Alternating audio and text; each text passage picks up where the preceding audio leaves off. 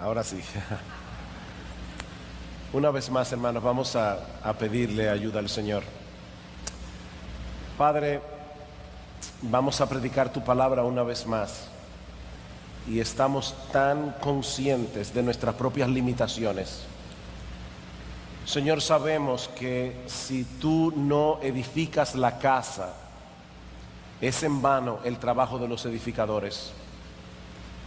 Venos, Señor, y concédenos el gozo, el privilegio, la alegría de poder exaltar a Cristo en esta exposición de tu palabra, porque te lo pedimos en su nombre y para su gloria. Amén y amén. En estas conferencias hemos estado hablando acerca de la predicación de la palabra y se ha estado insistiendo una y otra vez en este tema.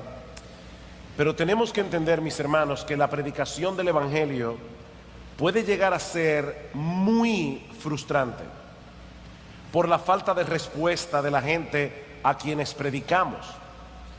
Guillermo Carey, el padre de las misiones modernas, tuvo que predicar durante 7 años en la India antes de ver su primer fruto.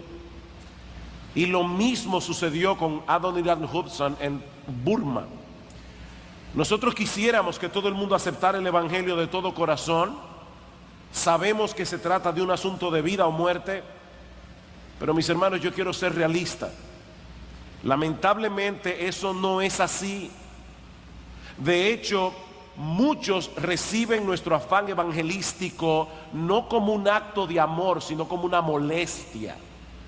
De hecho, algunos lo reciben como un insulto.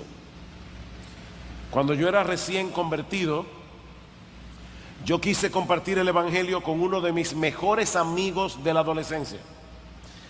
Y cuando digo que era uno de mis mejores amigos de la adolescencia, me estoy refiriendo, hermanos, a que durante años, casi una década, ese amigo y yo salíamos todos los días. Éramos amigos muy cercanos.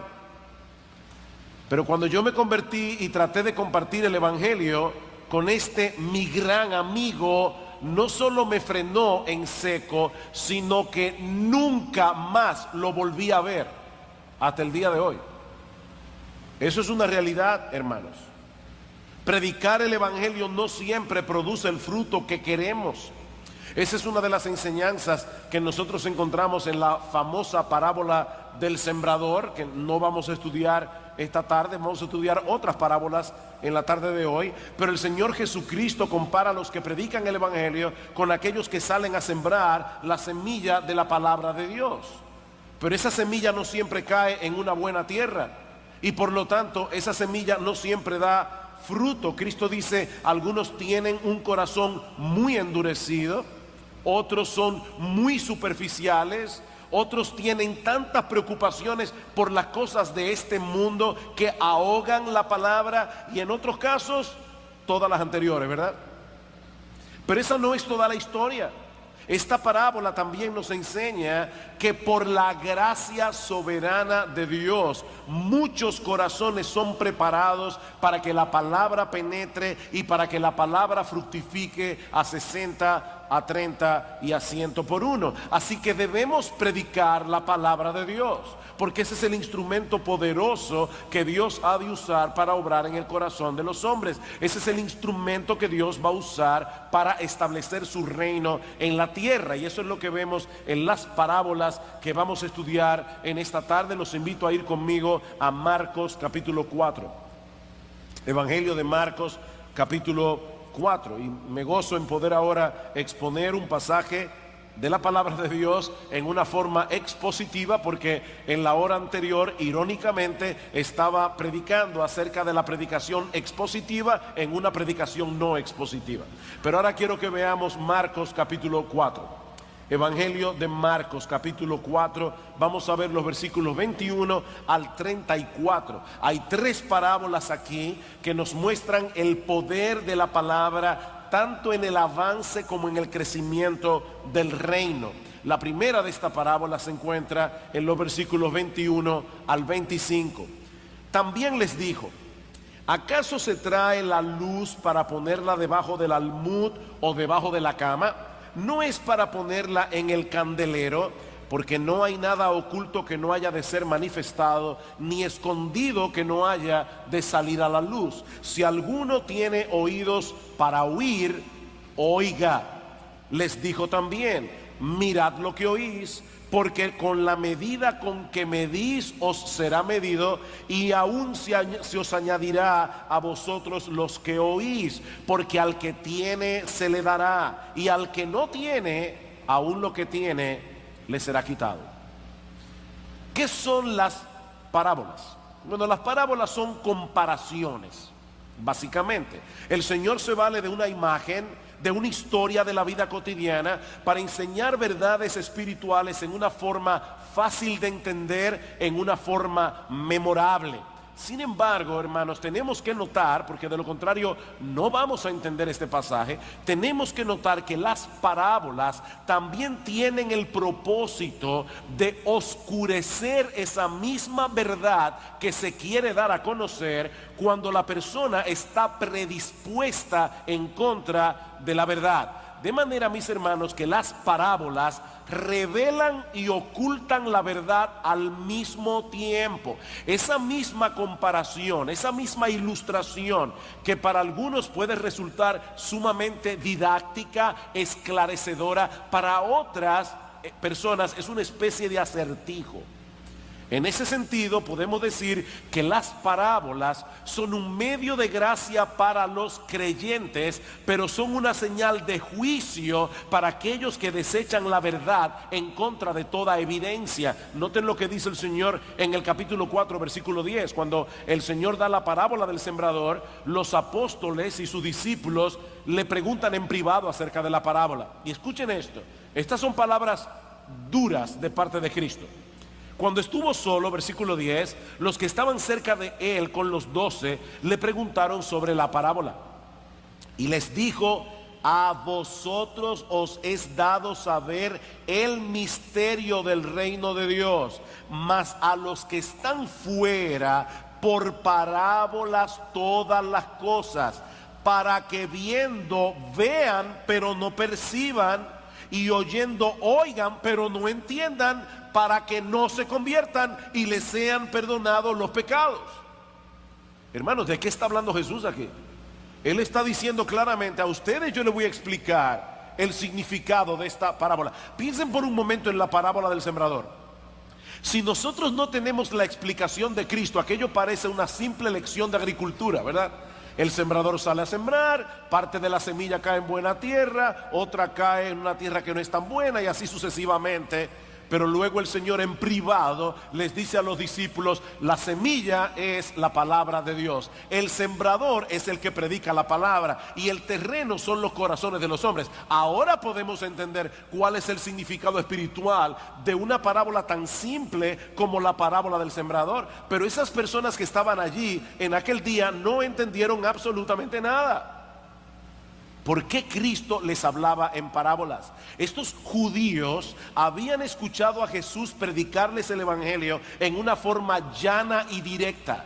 Ellos le habían visto demostrar su poder a través de milagros, a través de sanaciones, pero aún así no creyeron. De hecho, si ustedes leen el capítulo 3 al final del evangelio de Marcos, que nos prepara para estas 4 parábolas en el capítulo 4, van a ver que allí los fariseos se atrevieron a acusar a Jesús de que él sacaba a los demonios por el príncipe de los demonios.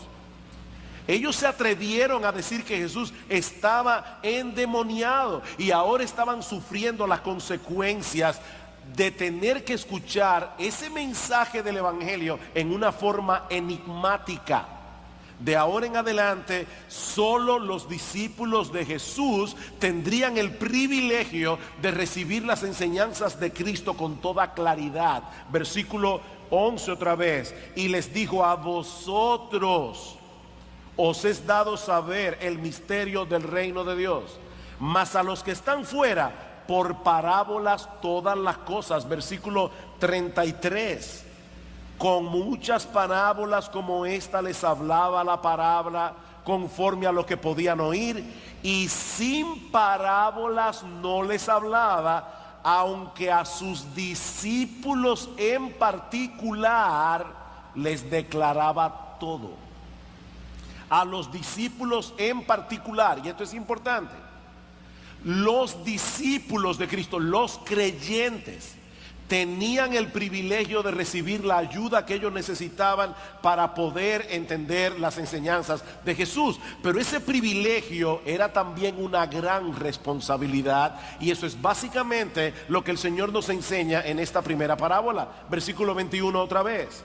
También les dijo: ¿acaso se trae la luz para ponerla debajo del almud? El almud era una especie de canasta que se usaba en aquellos días para contener o medir granos. Dice: ¿acaso se toma una luz y se pone debajo del almud o debajo de la cama? ¿No es para ponerla en el candelero? Hermanos, obviamente, aunque parezca demasiado obvio, ¿verdad?, debemos recordar que en aquellos días la gente no llegaba a una habitación y encendía un interruptor y se prendía la luz. La única fuente de luz que ellos tenían en las casas eran unas lámparas de barro cocido, que es a las que se refiere el Señor aquí. Así que la idea de esconder esas lámparas, que era la única fuente de luz, era algo completamente ridículo. Bueno, lo que el Señor está diciendo es: así de ridículo es esconder la palabra de Dios. Nosotros tenemos un gran privilegio, los cristianos, por el hecho de que el Señor haya abierto nuestros corazones para recibir su palabra y para creer. Mis hermanos, esto es algo que no debemos dar por sentado. En el mundo hay millones y millones de personas que no tienen ningún interés en la palabra de Dios, porque para ellos es un libro irrelevante, para ellos es un libro completamente incomprensible. ¿Qué dice Pablo en 1 Corintios 2:14? El hombre natural no percibe las cosas que son del Espíritu de Dios, porque para él son locura. ¿Y qué es un hombre natural? Es un hombre que no ha sido regenerado. Para él son locura y no las puede entender, porque se han de discernir espiritualmente. ¿Alguna vez ustedes han visto estos fanáticos de la ópera, que les encanta que las personas escuchen ópera? Y ponen a individuos que ni les gusta el estilo musical, ni saben ni pío de italiano, y lo ponen a escuchar la ópera. Bueno, es posible que esa persona pueda deducir algunas cosas al ver la actuación de los cantantes, porque en la ópera se actúa, ¿verdad? O a través de los gestos corporales de los artistas, pero ellos seguramente van a perder la esencia de la trama. Ellos no van a poder apreciar la riqueza de la lírica. Mis hermanos, algo similar ocurre cuando el incrédulo escucha la palabra. Es como un pollo viendo televisión. Él entiende algunas ideas aquí y allá, pero él no puede entender la esencia del mensaje. Él no puede captar el tesoro incomparable que se le está ofreciendo en el Evangelio. Pero hermanos, qué privilegio nos ha dado Dios. Dios te abrió el entendimiento, si tú eres creyente, no solo para que puedas entender la palabra de Dios, sino para que ames la palabra, para que obedezcas la palabra. Nosotros, como dice John MacArthur, hablamos el lenguaje de Dios. Dios nos enseñó su lenguaje. Y mis hermanos, eso es lo que distingue a un verdadero creyente de uno que no lo es. Y eso es vital enfatizar en el día de hoy, porque mucha gente cree que cree, pero no cree. Su estilo de vida desmiente su profesión de fe. Una cosa no encaja con la otra. ¿Qué decíamos en el mensaje anterior? ¿Cómo se distinguen las ovejas de Jesús? Porque escuchan su voz, porque siguen a Jesús. Mis ovejas oyen mi voz, yo las conozco, me siguen. Esa es la marca distintiva, mis hermanos, del verdadero cristiano. El cristiano escucha la palabra, ama la palabra, cree la palabra, obedece la palabra. De lo contrario, no es creyente. Y lo que el Señor está diciendo aquí en esta parábola es que ese tesoro que se nos ha confiado de entender la palabra, de amar la palabra, de apreciar la palabra, debemos compartirlo con otros. ¿Por qué otra razón se nos ha dado una lámpara si no es para alumbrar, para que esa luz pueda brillar? Hermanos, es inconcebible que en una casa que está completamente a oscuras, alguien tenga una lámpara en la mano y decida ponerla debajo de una canasta o esconderla debajo de la cama. Pero es más inconcebible cuando se trata de la luz del Evangelio. Mis hermanos, nosotros vivimos en un mundo que está completamente en tinieblas, en oscuridad, en perdición. ¿Qué dice el Señor en Juan 8:12? Yo soy la luz del mundo. Yo soy la luz del mundo. El que me sigue no andará en tinieblas, sino que tendrá la luz de la vida. Algunas familias en Galilea en esos días eran tan pobres que solo tenían una lámpara en la casa. De manera que los únicos que tenían luz eran los que estaban en esa habitación donde estaba la lámpara. Lo que Jesús está diciendo es: en la casa del mundo hay una sola lámpara y soy yo. El que no está alrededor de Jesús está en tinieblas, no tiene luz. Y lo que el Señor nos está diciendo, hermano, a ti y a mí, es que si nosotros tenemos esa luz, tenemos que hacerla brillar. Versículo 22. Porque no hay nada oculto que no haya de ser manifestado, ni escondido que no haya de salir a la luz. ¿De qué está hablando Cristo aquí? Algunas personas dicen, bueno, que lo que tú haces en secreto te lo van a sacar en público en aquel día. Bueno, yo creo que eso va a suceder en el día del juicio, pero no es de eso que está hablando el texto. Cristo no ha cambiado de tema.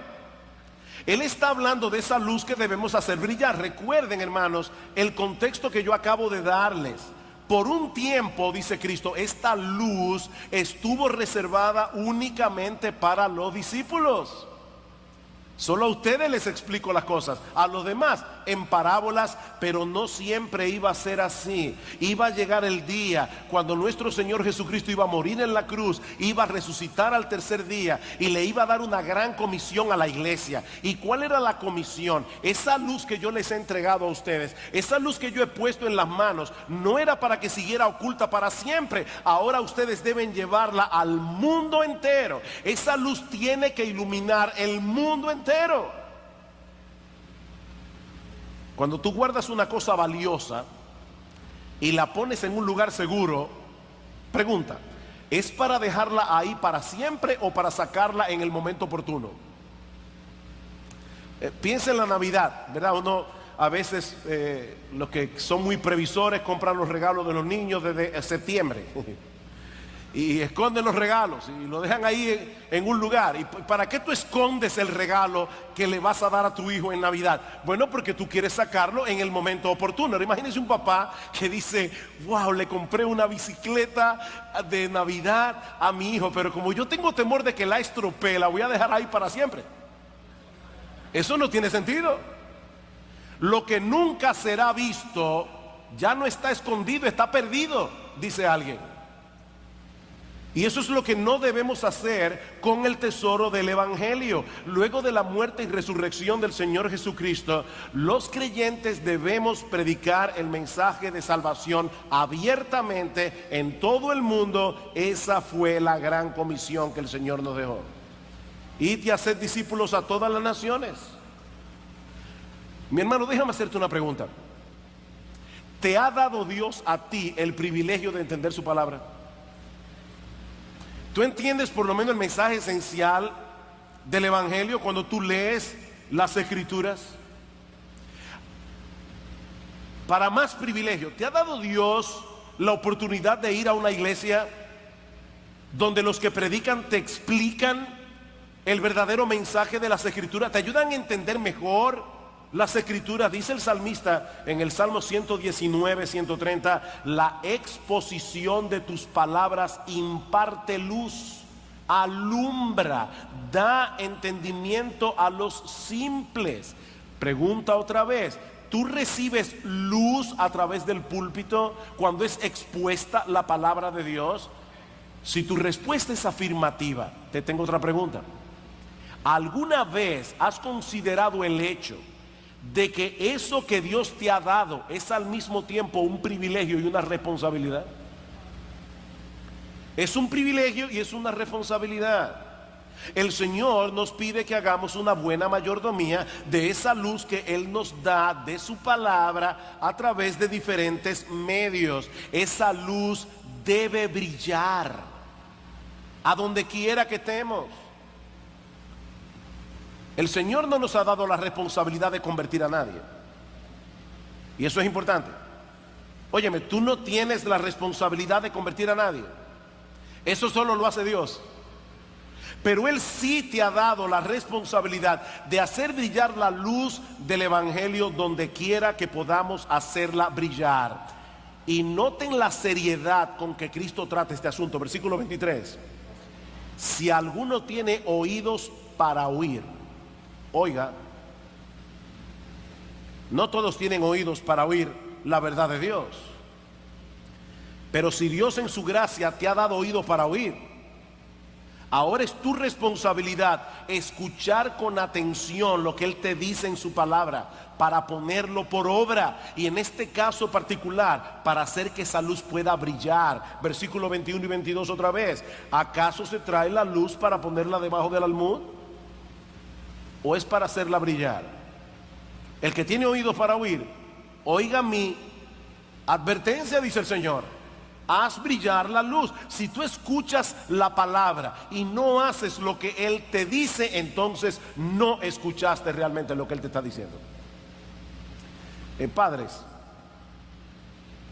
ustedes salen de la habitación y ven en el piso una toalla mojada, y le dices a tu niño de 10 años: fulanito, hay una toalla mojada en el piso.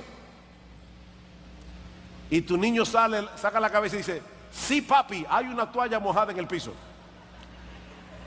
¿Él realmente te escuchó?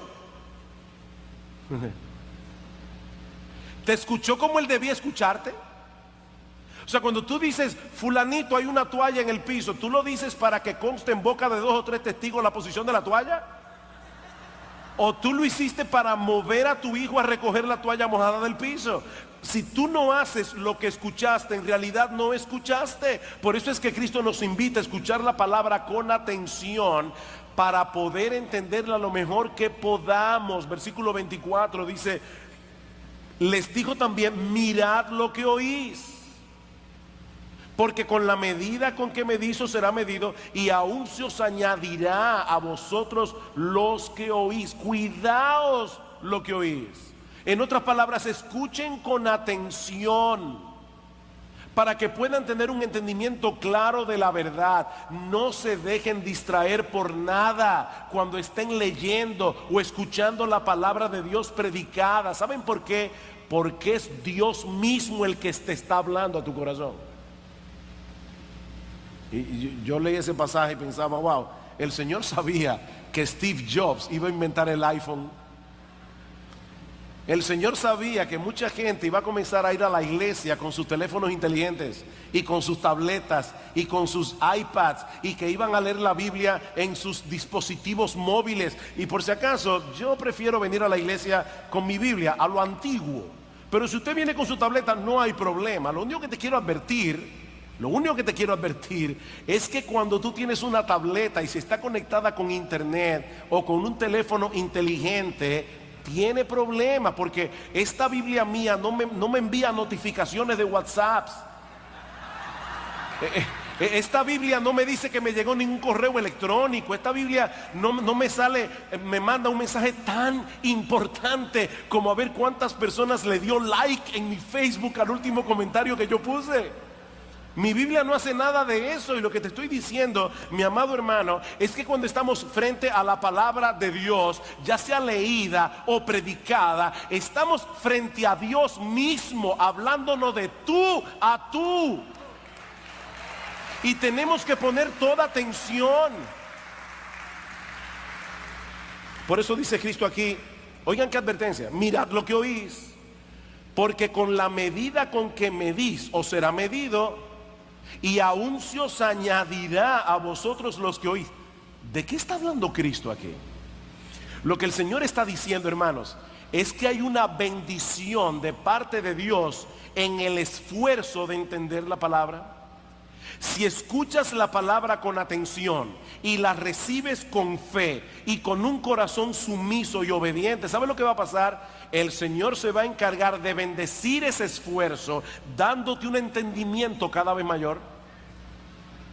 Él te va a bendecir. Dice en Proverbios 9:9, da instrucción al sabio y será más sabio. Enseña al justo y aumentará su saber. La forma como tú respondas a la verdad que Dios te permita conocer determinará cuán abundante será la medida que te será concedida.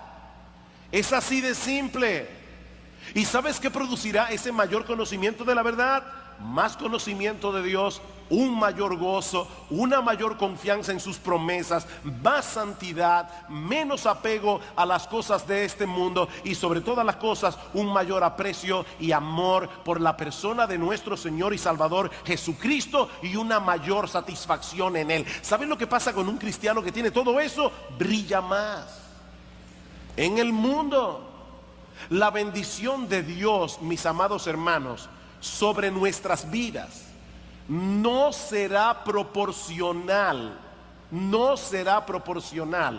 a la medida de nuestra atención a la palabra.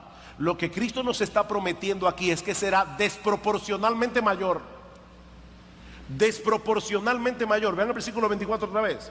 Mirad lo que oís, porque con la medida con que medís os será medido, y aún se os añadirá más a vosotros los que oís. Dice un comentarista, esta es una bondadosa promesa de que el beneficio será aún mayor que el esfuerzo requerido. ¿Oyeron eso?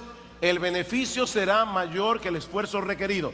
Dios en su generosidad dará al oidor diligente una bendición que será más grande en proporción, más de lo que con justicia podríamos esperar. Versículo 25.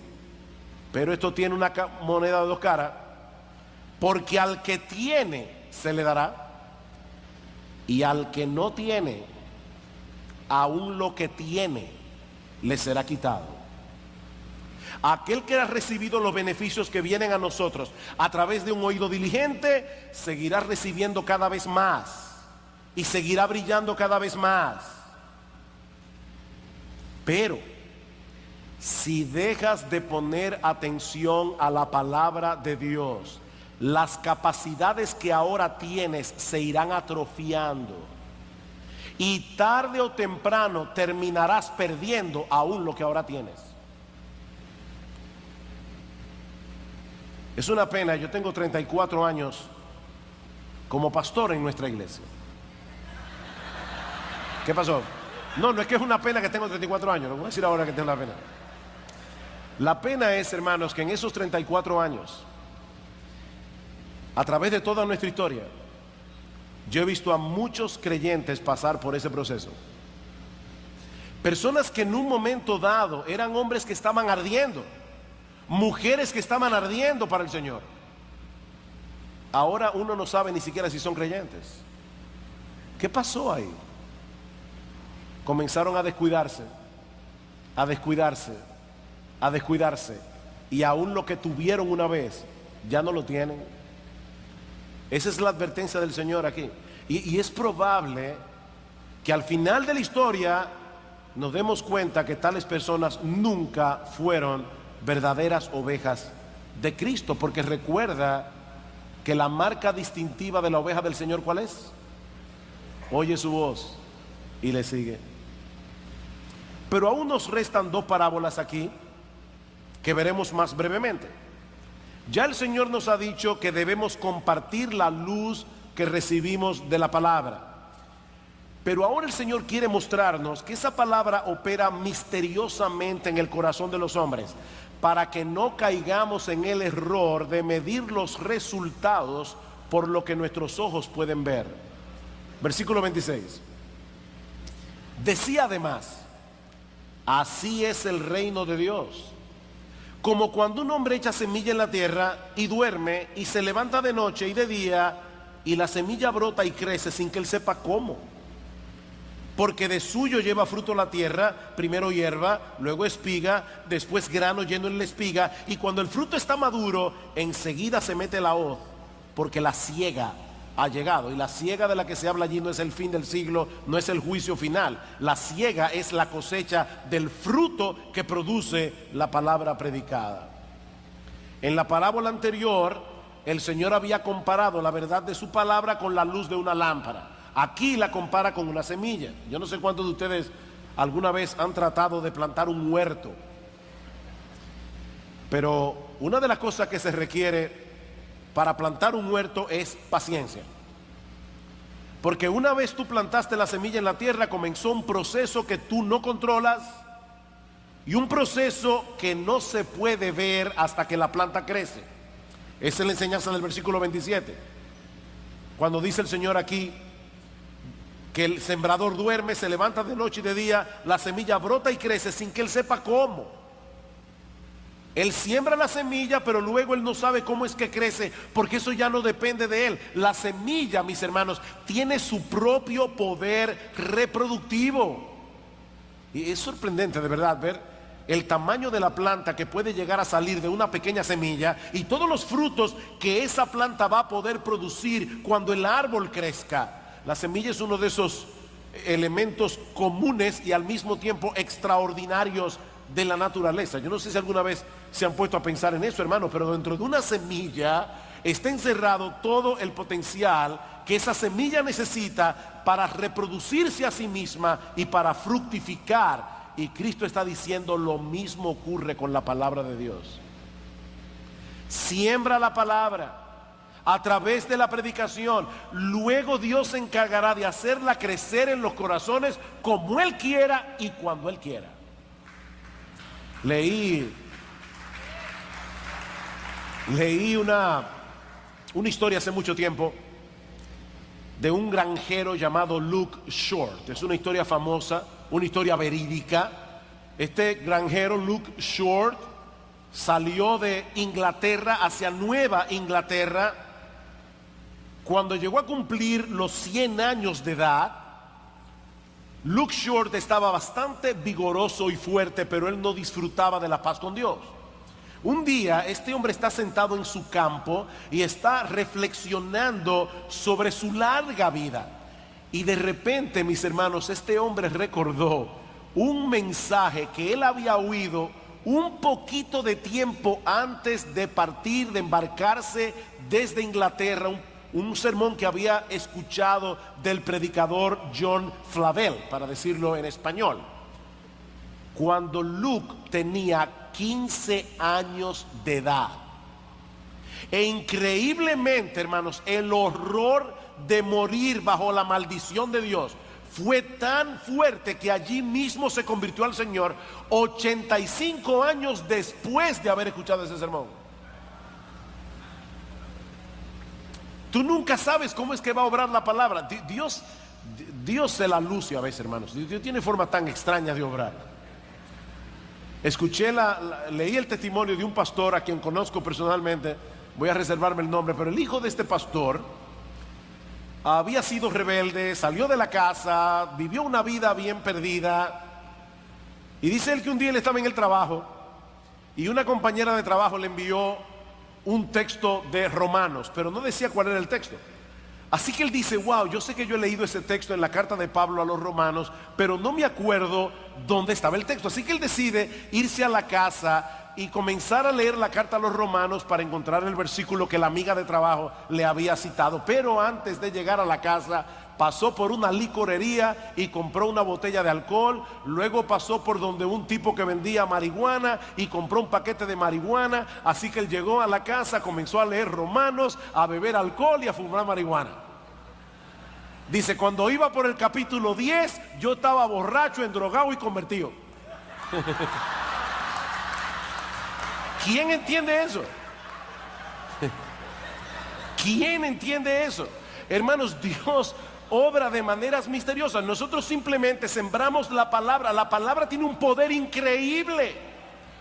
Yo planté, Apolos regó, pero Dios ha dado el crecimiento. Así que ni el que planta ni el que riega es algo, sino Dios que da el crecimiento.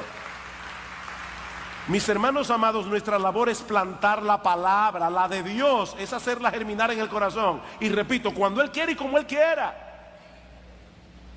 ¿Saben lo que pasa cuando nosotros olvidamos ese principio tan sencillo de la palabra de Dios? Que tarde o temprano vamos a comenzar a buscar la manera de manipular los resultados. Estoy sembrando la semilla, estoy predicando el evangelio, pero yo no veo mucha gente en la iglesia. Tal vez debemos usar otra metodología. Tal vez debemos introducir otras actividades en la iglesia o usar una música más cool para atraer a los jóvenes sobre todo.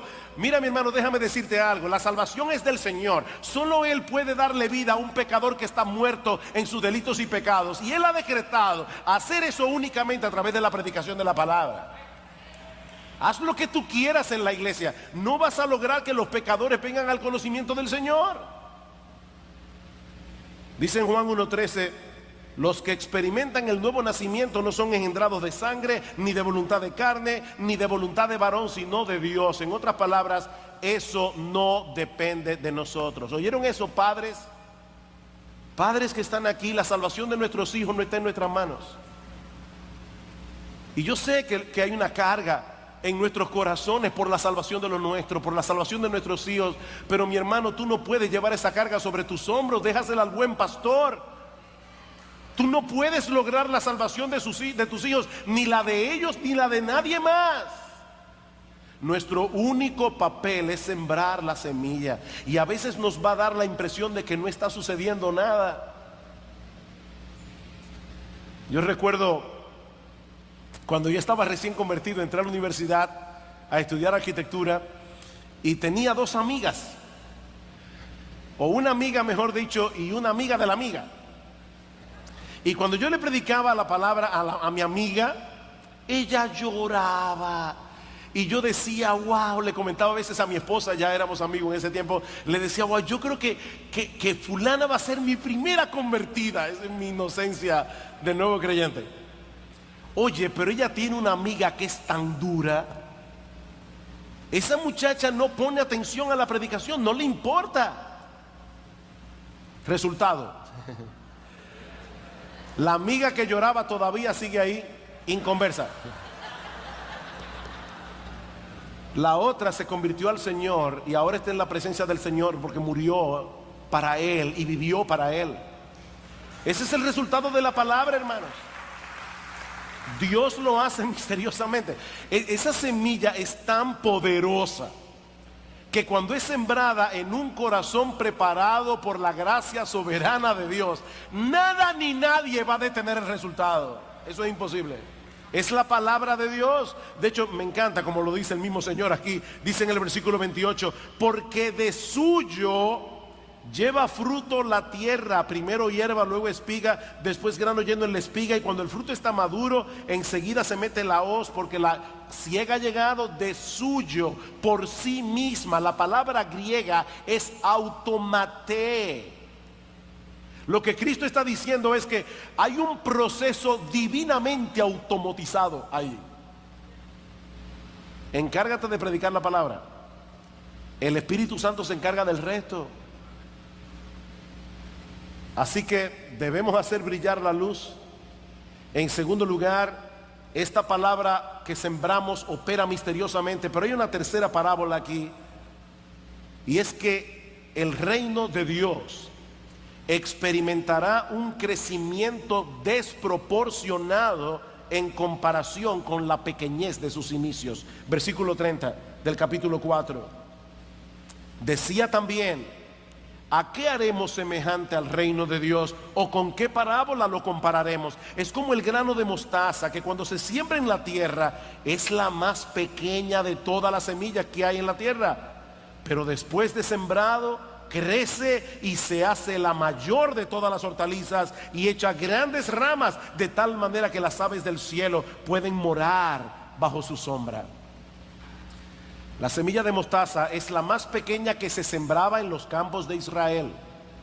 No es la más pequeña del mundo, pero esa era la más pequeña de la semilla que se sembraba en Israel. Mide aproximadamente 1 o 2 milímetros de ancho. Para que tengan una idea, es como un grano de arena entre tus dedos. Y sin embargo, puede llegar a producir un arbusto de hasta 12 o 15 pies de altura y 6 pies de ancho. De manera que el crecimiento no es proporcional al tamaño de la semilla. Y lo que el Señor está diciendo a sus discípulos aquí en esta parábola es que así será el crecimiento del reino de Dios. Comenzó con un pequeño grupo de hombres que no parecían tener mucha capacidad de impacto. Hermanos, no idealicen a los apóstoles. Definitivamente no era un dream team. O sea, pensar que Cristo de verdad iba a impactar el mundo con esos 12 hombres, eso era increíble. Y sin embargo el Señor está diciendo aquí, ese reino mío va a experimentar tal crecimiento que va a abarcar todas las naciones de la tierra. Y esa parece ser la idea del versículo 32, cuando dice que se hace grande árbol y vienen las aves para morar bajo su sombra. Esas aves del cielo, en el capítulo 17 del libro de Ezequiel, se profetiza que el Señor tomaría una pequeña rama, la plantaría en el monte de Israel y que llegaría a ser un cedro tan majestuoso que debajo de él se anidarían toda clase de aves. Y más adelante en Ezequiel 31:6 dice que esas aves son las distintas naciones de la tierra. Ahora, imagínense, mis hermanos, lo alentadora que debió ser esta parábola a los discípulos en Marcos 4. Ellos habían dejado todo para seguir a Jesús, el Mesías, ¿verdad? Que supuestamente había venido a implantar el reino de Dios en la tierra. Pero hasta ese momento el programa de conquista no parecía muy exitoso. Ellos sabían que aunque Jesús atraía a mucha gente, los discípulos que eran verdaderos discípulos eran muy pocos. La mayoría de esa gente estaba allí buscando algún beneficio temporal. Muy pocos estaban interesados en la salvación de sus almas y mucho menos deseosos de someterse a la autoridad suprema del Señor Jesucristo. Y de paso, es de eso que se trata el reino de Dios. El reino de Dios es esa esfera en la que el Señor ejerce su autoridad en el corazón de hombres y mujeres que desean hacer su voluntad. Hombres y mujeres que se someten a la autoridad de Jesús gozosa y voluntariamente. Así que es probable que algunos de los discípulos estuvieran confundidos ahora. Ven acá, el Señor vino a implantar un reino, pero este grupo no crece, al menos no lo suficiente como para poder conquistar a la nación de Israel y mucho menos al mundo. Pero Jesús los exhorta en esta parábola a tener paciencia, a seguir perseverando en la fe y a confiar en el poder del evangelio. El crecimiento del reino será como la semilla de mostaza, completamente desproporcional en comparación con la pequeñez de sus inicios. Nadie hubiera podido imaginar que ese pequeño grupo de discípulos de Jesús iba a impactar el mundo como lo hicieron. Pero mis hermanos, las evidencias están allí. La iglesia de Cristo no solo ha tenido un crecimiento descomunal a través de la historia, sino que el cristianismo sentó la base para la civilización occidental, por más que esa civilización ahora quiera negar sus orígenes. Pero ¿saben qué es lo más hermoso, lo más glorioso de todo esto?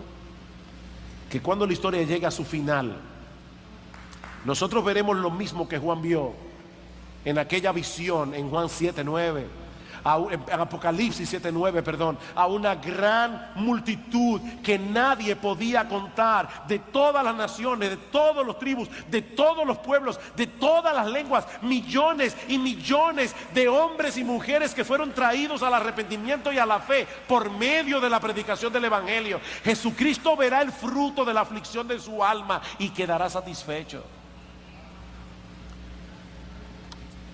Queridos hermanos, nuestra responsabilidad no es mejorar el plan de Cristo para la expansión de su reino en el mundo. Esa no es nuestra responsabilidad. Nuestra responsabilidad es obedecerle a Él, proclamando su palabra. Esa luz debe brillar, esa semilla debe ser sembrada. Y Él no ha prometido enviar ángeles a hacer eso. Él encomendó esa tarea a personas comunes y corrientes como tú y como yo. De paso, una nota a los predicadores y pastores que están aquí. En República Dominicana se da el fenómeno de que se celebran muchas conferencias en el año. Y vienen muy buenos predicadores y damos gracias a Dios por eso. El año antepasado estuvo allí el pastor Steve Lawson, estuvo John MacArthur, ha estado John Piper. ¡Qué bueno! Nos gozamos en eso. Pero pastores, Cristo no está edificando su iglesia a través de pastores conocidos. Cristo está edificando su iglesia a través de pastores ordinarios, hombres que probablemente nadie conoce, hombres que no tienen mensajes en YouTube, hombres que no tienen blog, pero que están haciendo la obra de Dios. Cristo no necesita celebridades para hacer su obra. Él está trabajando a través de hombres ordinarios para hacer a través de ellos una obra extraordinaria. Nosotros tenemos que sembrar la palabra, nosotros tenemos que hacer brillar la luz de la palabra. Tú donde estás, hombre, mujer, donde quiera que estés, predica el evangelio, da a conocer a Cristo, habla de Cristo, habla del evangelio. Y Dios se encargará del resto. Tal vez tú te ves muy débil, pero es que eso no depende de ti. Eso no depende de mí, es la palabra que tiene poder. No eres tú, no soy yo. Es la palabra de Dios que es poderosa. Y ahora yo te pregunto, mi amado hermano, mi amada hermana, ¿qué estás haciendo tú con la verdad de la palabra de Dios que el Señor te está permitiendo conocer? ¿Qué estás haciendo con eso? ¿Qué tanto esfuerzo estás haciendo en dependencia de su espíritu para entender mejor esta palabra? Para poner por obra la palabra. Recuerda lo que alguien dijo una vez: la verdad recibida y asimilada aumenta nuestra capacidad para recibir más verdad. Al que tiene se le dará más. Al que no tiene, aún lo que tiene le será quitado. Y por lo tanto eso aumenta nuestra capacidad de brillar. Ahora, quizás la pregunta más importante que yo te puedo hacer en esta tarde es esta última. Mi hermano, ¿qué tan precioso es Cristo para ti? ¿Qué tan precioso es Cristo para ti? ¿Qué tanta pasión hay en tu corazón hacia Él? Porque esto es un círculo virtuoso, no vicioso. Cuando tú te conviertes al Señor, Dios te da amor por su palabra, solo porque te das cuenta que en ella te revela a Jesús y al Evangelio. En la medida en que tú te esfuerzas por entender la palabra, poner por obra la palabra, Dios te bendice más allá de toda proporción, dándote más entendimiento de la palabra y consecuentemente más satisfacción en Jesús. ¿Y sabes lo que ocurre cuando tú tienes más satisfacción en Jesús? Que tienes un mayor deseo de seguir conociéndolo en la palabra y darlo a conocer a otros también. ¿Es eso lo que está pasando en tu vida, mi hermano? ¿O es al revés? Tú puedes recordar otros momentos de tu vida cristiana en lo que tú tenías más pasión por Cristo que la que tienes ahora. Otros momentos de tu vida cristiana en que tú nunca habrías tenido que escoger entre ver el Facebook o hacer tu devocional. Como hay un pastor amigo mío que dice: deja el famoso Facebook y pon tu face en el book.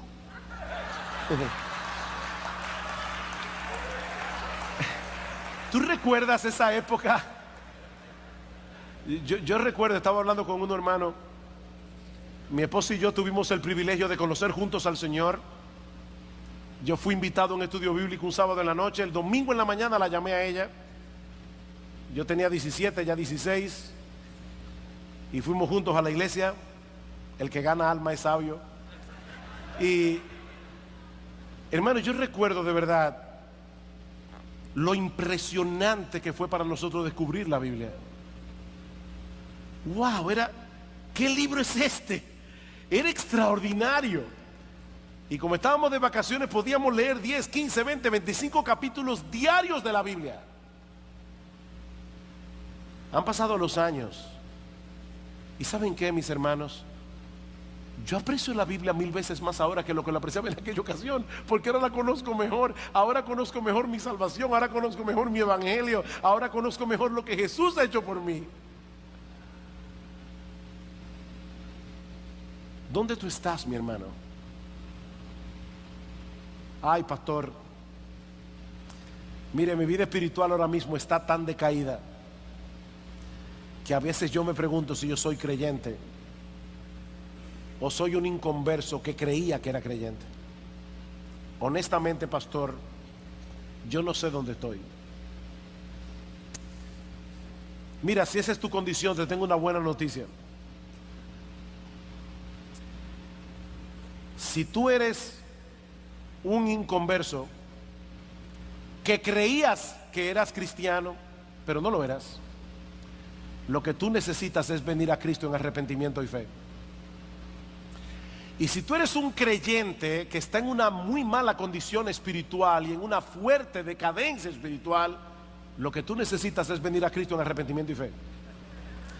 Así que ven a Cristo en arrepentimiento y fe, después averiguamos qué es lo que tú eres.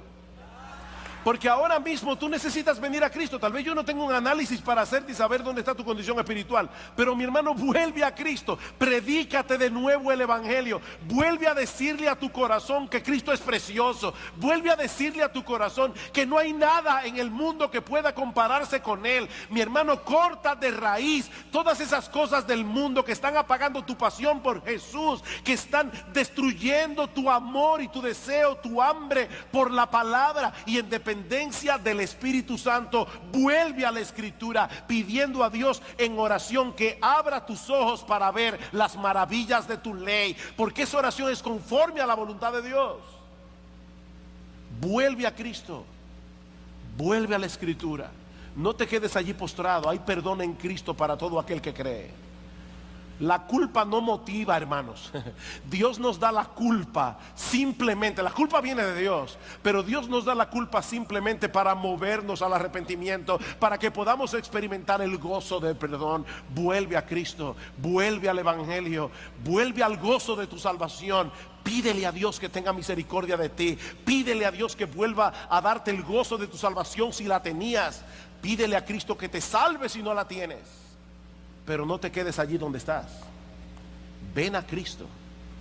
Ven a Cristo en arrepentimiento y fe. Porque Él ha prometido que Él no echará fuera a nadie que venga a Él clamando por misericordia. Quisiera por favor que fueran conmigo en esta mañana al Evangelio de Mateo, capítulo 5. Vamos a leer una vez más el versículo 7 en nuestros estudios sobre las bienaventuranzas. Mateo capítulo 5, versículo 7. Bienaventurados los misericordiosos, porque ellos alcanzarán misericordia. Una de las mejores definiciones que se han dado de lo que es la vida cristiana en su esencia, la encontramos en el título de un libro escrito por Henry Scougal hace muchos años atrás. El título del libro es La vida de Dios en el alma del hombre. La vida de Dios en el alma del hombre. He ahí una definición concisa, pero al mismo tiempo profunda y atinada de lo que es el cristianismo. Fue a través de esa obra que George Whitefield, el famoso predicador del siglo XVIII, llegó a entender la esencia del mensaje evangélico. Y hablando en su biografía del impacto que esta obra hizo en él, Whitefield escribió lo siguiente: a pesar de que yo había ayunado, velado, orado y había recibido los sacramentos durante mucho tiempo, Aún así yo nunca había conocido lo que era la verdadera religión hasta que Dios me envió este excelente tratado por mano de mi nunca olvidado amigo, refiriéndose a Charles Wesley, quien fue que le prestó y le facilitó la obra. Hasta ese momento Whitefield creía, como muchos al día de hoy creen, que la verdadera religión consiste en hacer ciertas cosas, como si la vida cristiana fuese un programa de actividades al cual uno se suscribe en un momento dado. Y como decía, eso es lo que tristemente muchos creen hoy día que es la fe cristiana. De ahora en adelante comenzaré a vivir de otro modo. Leeré la Biblia todos los días, apartaré un tiempo para orar, asistiré a la iglesia todos los domingos y sobre todo me esforzaré por no hacerle daño al prójimo y por ser caritativo con los demás. Pero amigo, el asunto no es tan sencillo como parece. La verdadera religión consiste en otra cosa, es la vida de Dios en el alma del hombre. El cristiano, que es una nueva criatura, transformado a la imagen de Dios. Y debido a esa transformación, el cristiano no solo conoce a Dios, sino que se parece a Él en sus características esenciales. No estamos diciendo con esto que el cristiano es perfecto. Estamos diciendo que es hijo de Dios y como hijo de Dios tiene que manifestar en su vida los rasgos de carácter de su Padre celestial. Esa es la enseñanza que se deriva de Primera de Juan, capítulo 4, versículos 7 y 8. Amados, amémonos porque el amor es de Dios. Todo aquel que ama es nacido de Dios y conoce a Dios.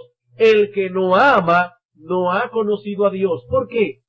Porque Dios es amor. Y si somos hijos de Dios, debemos manifestar en nuestra vida ese rasgo esencial de su carácter. El cristiano es aquel que ha pasado por la extraordinaria experiencia de participar de la naturaleza divina. Segunda de Pedro, capítulo 1, versículos 3 y 4. Segunda epístola del apóstol Pedro, capítulo 1, versículos 3 y 4. El apóstol Pedro nos dice aquí en este texto que todas las cosas que pertenecen a la vida y a la piedad nos han sido dadas por su divino poder mediante el conocimiento de aquel que nos llamó por su gloria y excelencia, por medio de la cual nos ha dado preciosas y grandísimas promesas para que por ellas llegaseis a ser participantes de la naturaleza divina, habiendo huido de la corrupción que hay en el mundo a causa de la concupiscencia. El apóstol Pedro nos dice en este texto que nadie se hace creyente por sí solo. Todas las cosas que pertenecen a la vida y a la piedad nos han sido dadas por su divino poder. No se trata de algo que hemos logrado o adquirido en nuestras propias fuerzas. Todo cuanto pertenece a la salvación y a la vida eterna nos fue otorgado por gracia. ¿Qué significa eso? Que si el poder de Dios no hubiese intervenido, no seríamos cristianos. Pero su poder obró en nosotros y fuimos hechos partícipes de su naturaleza. Aclaro, no que el creyente llegue a ser Dios en algún sentido. De hecho, eso es lo que enseñan los mormones, los supuestos santos de los últimos días, que el cristiano o el hijo de Dios de alguna manera llegará a ser un Dios. Hermanos, eso no es lo que la Biblia enseña. Lo que Pedro nos está diciendo es que Dios comparte con el creyente todas aquellas características que hacen de él un Dios santo, aquellas características que conforman una vida santa y piadosa. Como decíamos hace un momento, el cristiano no solo conoce a Dios, sino que se parece a Él. Y una de las características que Dios imparte a los suyos es la misericordia. La misericordia. Las Escrituras insisten en el hecho de que una de las características y atributos que adornan a nuestro Dios es la misericordia. En el Salmo 86:5 se nos dice que Él es bueno y perdonador y grande en misericordia para con todos los que le invocan. Y en Miqueas capítulo 7 versículo 8 dice el profeta: Oh Dios, qué Dios como tú, que perdona la maldad y olvida el pecado del remanente de su heredad. No retuvo para siempre su enojo, porque se deleita en misericordia. Para Dios es un deleite tener misericordia de sus criaturas, sobre todo de sus hijos. Todo aquel que ha sido hecho participante de la naturaleza divina se parece a Dios en esto. El que no conoce la compasión ni sabe tener misericordia, no conoce a Dios. No conoce a Dios y no debe engañar su alma. No conoce a Dios. El Señor dice en nuestro texto: bienaventurados los misericordiosos, porque ellos alcanzarán misericordia. El hombre que ha experimentado la misericordia de Dios en su vida lo evidencia teniendo misericordia de los demás. No obstante, eso no quiere decir que todos los cristianos son todo lo misericordiosos que debieran ser, ni tampoco que en cada circunstancia que se le presente los cristianos actuarán con misericordia. Como decíamos en un sermón anterior, debemos reconocer que el pecado aún mora en nosotros y que ese principio de maldad luchará constantemente por arrastrarnos a la indiferencia y, si es posible, aún a la crueldad. El cristiano es una nueva criatura, pero esta nueva criatura no nace con todas sus capacidades ya maduras. Esta nueva criatura no nace con todas sus capacidades espirituales desarrolladas. El cristiano tiene que crecer en gracia. Por eso vemos que todas las características que aparecen en la bienaventuranza son susceptibles de desarrollo. Tomemos, por ejemplo, la primera. ¿Qué dice Cristo? ¿Cuál es la puerta de entrada? Bienaventurados los pobres en espíritu, porque de ellos es el reino de los cielos. Los cristianos son pobres en espíritu. Conocen por experiencia la humildad, porque vinieron a Cristo humillados pidiendo por misericordia. El que no es pobre en espíritu no es cristiano. Pero ¿quién puede decir, hermano, que es todo lo humilde que debiera ser? ¿Acaso no es cierto que tenemos una lucha diaria con el orgullo que aún procura dominarnos? Pues lo mismo podemos decir de la quinta bienaventuranza. El cristiano es misericordioso, pero necesita crecer y madurar en esa ternura de corazón que le mueve a involucrarse con el afligido. Él experimenta una lucha agónica a veces para no dejarse arrastrar por la dureza y la indiferencia. Y esa es una de las razones por las que necesitamos exponernos regularmente a la palabra de Dios predicada. Necesitamos argumentos bíblicos que puedan atar nuestras conciencias, argumentos que venzan nuestra voluntad y traigan nuestros pensamientos cautivos a la obediencia a Cristo. Una predicación que se limita a enseñar el deber, pero que no toca la conciencia ni persuade la voluntad, es una predicación que se ha quedado a medio camino. La predicación eficaz provee argumentos que amarren nuestras conciencias a los mandamientos y estatutos de Dios. Y un buen ejemplo, una buena ilustración de este tipo de predicación es precisamente el Sermón del Monte. Jesucristo no se limitó allí a proclamar cuál es el estilo de vida que caracteriza a los ciudadanos de ese reino, sino que finalizó su sermón persuadiendo a los oyentes a la obediencia. Mateo capítulo 7, versículos 13 y 14. Mateo capítulo 7, versículos 13 y 14. Entrad por la puerta estrecha, porque ancha es la puerta y espacioso el camino que lleva a la perdición, y muchos son los que entran por ella. Versículo 21. No todo el que me dice Señor, Señor, entrará en el reino de los cielos, sino el que hace la voluntad de mi Padre que está en los cielos. Versículo 24. Cualquiera pues que me oye estas palabras y las hace, le compararé a un hombre prudente que edificó su casa sobre una roca. Versículo 26. Pero cualquiera que me oye estas palabras y no las hace, le compararé a un hombre insensato que edificó su casa sobre la arena. ¿Qué estaba haciendo Cristo aquí? Él estaba tomando su enseñanza y metiéndola con un cincel en el corazón de sus oyentes. Él no se limitó a decir, bueno, este es el deber, vamos a ver lo que ustedes hacen con esto. No, hermanos, la verdadera predicación ata la conciencia y persuade la voluntad. Esa es la metodología bíblica. Y siguiendo con esta metodología, quisiera compartir en esta mañana con ustedes algunas verdades que han sido diseñadas, fríamente calculadas, para persuadir a los cristianos a actuar con misericordia.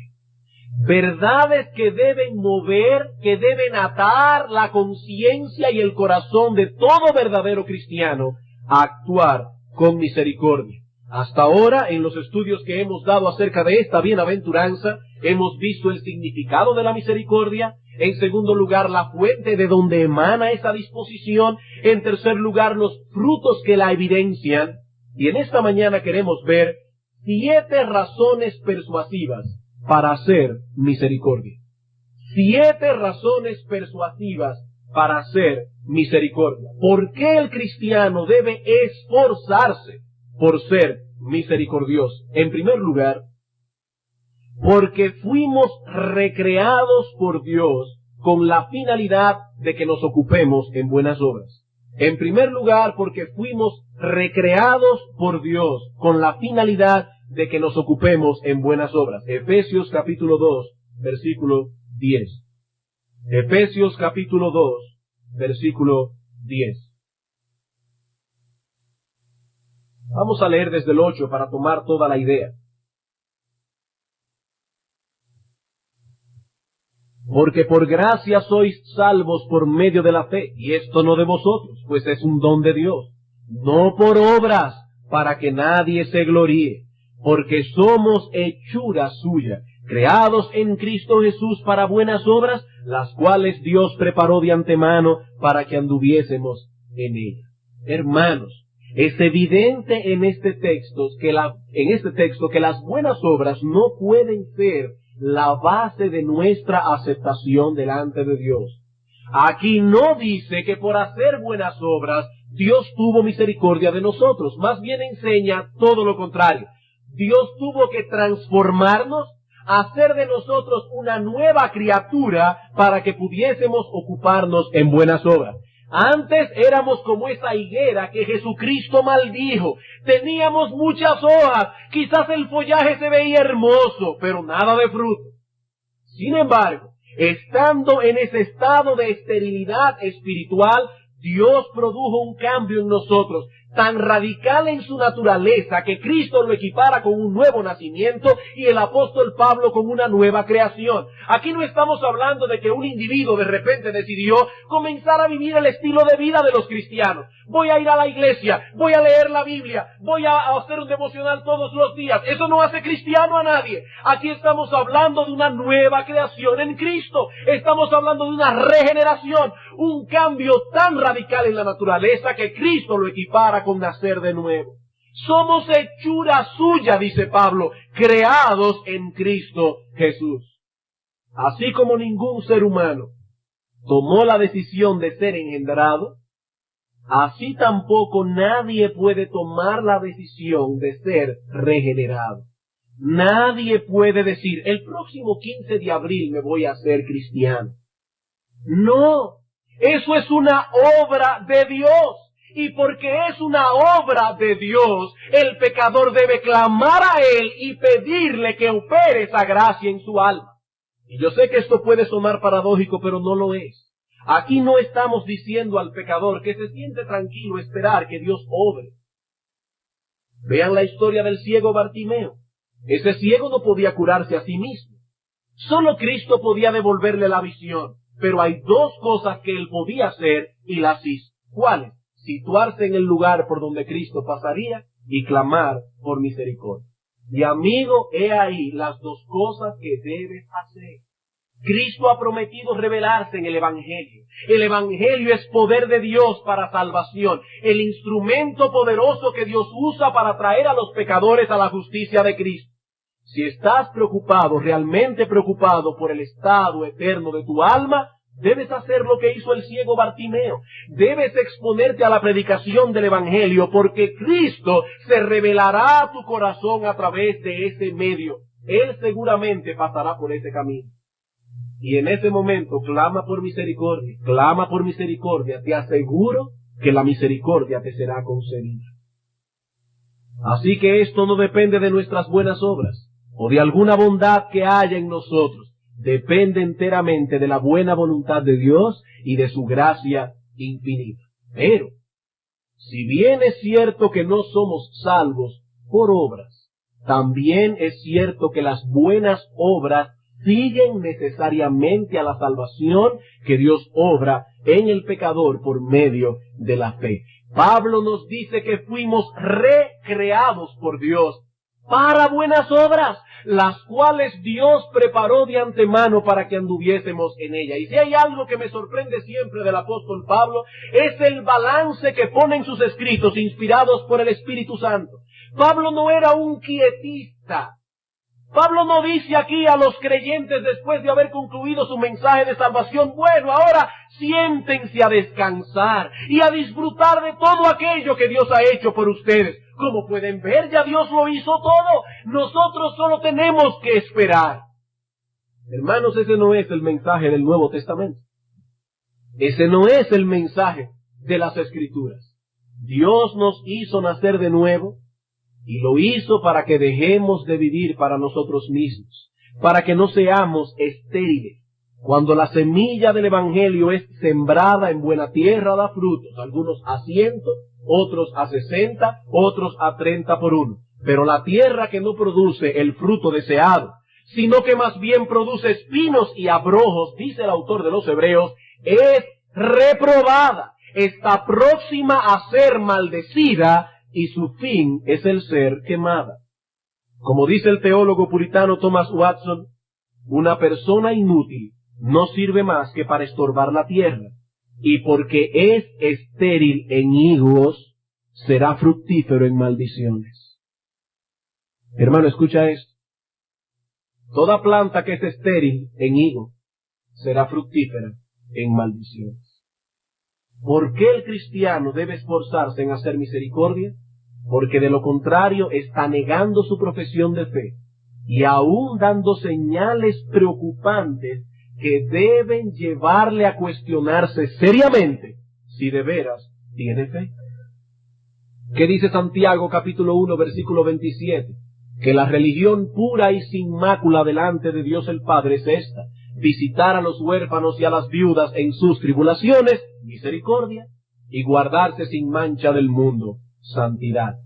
Una profesión de fe que no esté respaldada por obras de misericordia y por una vida santa es una mancha para la verdadera piedad. Es una mancha. Es desagradable ver a una persona que profesa ser cristiana y al mismo tiempo no tiene compasión y no le preocupa enredarse con las cosas de este mundo. Eso es una mancha en el Evangelio. Hermanos, son muchas las bendiciones que se pueden extraer del agua cuando corre. Pero cuando el agua se estanca es un foco de infección. Es un foco. La profesión de fe sin misericordia es el abono que usa el diablo para fomentar la dureza de corazón de los que no conocen a Dios. Es el abono de esa planta maldita que va a llevar a los hombres al infierno. ¿Cuál es ese abono? Hombres y mujeres que profesan ser cristianos, pero no tienen misericordia de los demás y no le importa lo que le pasa a nadie. El cristiano debe ser misericordioso. ¿Por qué? Porque fuimos recreados por Dios para buenas obras. En segundo lugar, porque sólo así podremos presentar al mundo una imagen fidedigna de Dios. Porque sólo así podremos presentar al mundo una imagen fidedigna de Dios. La semana pasada decíamos que cada cristiano es un departamento de publicidad en miniatura del reino de los cielos. El mundo no conoce a Dios ni puede verlo, pero sus hijos están aquí para mostrar a un mundo pecador, aun a pesar de sus imperfecciones, cuál es el carácter de nuestro Padre Celestial. Nuestra vida es el único sermón que muchas personas escuchan día tras día. Y el Señor Jesucristo dice que debemos presentar al mundo la luz de nuestras buenas obras, de modo que al verlas ellos glorifiquen a Dios, no a nosotros mismos, sino a Dios. Mateo capítulo 5, versículos 14 al 16. Mateo capítulo 5, versículos 14 al 16. Vosotros sois la luz del mundo. Y no debemos olvidar que Cristo dijo eso después de haber dado las bienaventuranzas. Vosotros sois la luz del mundo. Una ciudad asentada sobre un monte no se puede esconder, ni se enciende una luz y se pone debajo de un almud, sino sobre el candelero y alumbra a todos los que están en la casa. Así alumbre vuestra luz delante de los hombres. ¿Para qué? Para que vean vuestras buenas obras y sean llevados a glorificar a vuestro Padre que está en los cielos. Cuando ellos ven vuestro carácter, sabiendo que eso no es natural en el hombre, ellos tienen que entender que estáis reflejando el carácter de vuestro Padre Celestial, de modo que llevaréis a los hombres a glorificar a Dios. Y uno de los atributos que adornan la gloria de Dios es la misericordia. La misericordia de Dios, dice el Salmo 108:4, es más grande que los cielos. Y en el Salmo 145, versículo 9, el salmista nos dice que Dios es bueno para con todos y su misericordia sobre todas sus obras. Para Dios es un deleite tener misericordia. Y yo te pregunto, hermano, ¿es esa la imagen que estás presentando de Dios en el mundo? Él te amó cuando eras su enemigo, envió a su Hijo a morir en tu lugar, te perdonó, te lavó de todos tus pecados, te adoptó en la familia de Dios, te justificó, te santificó y te dio una herencia incorruptible que está reservada para ti en los cielos. Y todo eso por misericordia. Y la pregunta es, hermano, ¿pueden los demás percibir por tu conducta que ese es el carácter del Dios al que tú dices conocer? Él espera que los demás puedan ver el brillo de su gloria a través de nuestras buenas obras. Que los demás puedan percibir en nosotros, en nuestra humanidad imperfecta, destellos de su carácter compasivo. Por eso el cristiano tiene que esforzarse en hacer misericordia, porque de lo contrario estará presentando al mundo una caricatura de Dios. Una caricatura de Dios. En tercer lugar, el cristiano debe esforzarse por hacer misericordia, porque las obras de misericordia son sacrificios de los que Dios se agrada. Hebreos capítulo 13, versículo 16. Las obras de misericordia son sacrificios de los que Dios se agrada. Dice el autor de Hebreos, y de hacer bien y de la ayuda mutua no os olvidéis, porque de tales sacrificios se agrada Dios. Hermanos, cada acto de misericordia llevado a cabo por un creyente sube como un sacrificio de olor fragante delante de Dios. Dios se siente agradado cuando percibe el aroma de ese sacrificio en su presencia. Alguien puede decir aquí en esta mañana, pastor, es que aún haciendo misericordia muchas veces tengo luchas en mi interior, porque no estoy del todo seguro de mis motivaciones, o si habré hecho todo el esfuerzo que pude por asistir al afligido. Hermano, somos imperfectos. Todos nosotros somos imperfectos. Y por lo tanto, todo lo que hacemos para Dios lleva impreso el sello de nuestra imperfección. Pero esos sacrificios pasan por el filtro purificador de la obra de Cristo y llegan delante de Él como sacrificios perfectos. En Primera de Pedro capítulo 2, versículos 4 al 5 dice el apóstol, acerquémonos a Él, piedra viva, desechada ciertamente por los hombres, mas para Dios escogida y preciosa.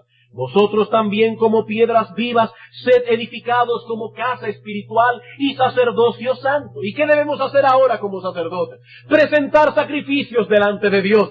Sacrificios que llevarán impresos el sello de nuestra imperfección, el sello de nuestra humanidad aún no glorificada. Pero dice el apóstol Pedro, sacrificios que son aceptables a Dios por medio de Jesucristo. Por medio de Jesucristo. Hermanos, Dios no pasará por alto, ni olvidará ninguna cosa, por pequeña que sea, ninguna obra de misericordia que hayamos hecho, y en su momento nos recompensará por ello. Cuando el ángel apareció a Cornelio, en Hechos capítulo 10, versículo 4, le dijo, Cornelio, tus oraciones y tus limosnas han subido para memoria delante de Dios. Eso ha subido para memoria, dice el ángel, delante de Dios. Dios te ha visto, Cornelio, Dios ha visto tu corazón. Y el autor de los Hebreos dice en Hebreos 6:10 que Dios no es injusto para olvidar vuestra obra y el trabajo de amor que habéis mostrado hacia su nombre, habiendo servido a los santos y sirviéndole aún. Dice el autor, hermanos, es para Dios que lo habéis hecho y Dios no olvida nada que se haga para Él. Decía un puritano que las espaldas del pobre son el cofre del tesoro de Cristo. Nada que se echa ahí se perderá. Nada que se echa ahí se perderá porque Dios no olvida. Dios no olvida. ¿Por qué debemos hacer misericordia? En cuarto lugar, porque nosotros mismos debemos nuestra subsistencia a los beneficios misericordiosos que derivamos de otras criaturas. En cuarto lugar, porque nosotros mismos debemos nuestra subsistencia a los beneficios misericordiosos que derivamos de otras criaturas. Hermano, ¿alguna vez tú has pensado todas las cosas, todos los beneficios que Dios te da día tras día a través de sus criaturas?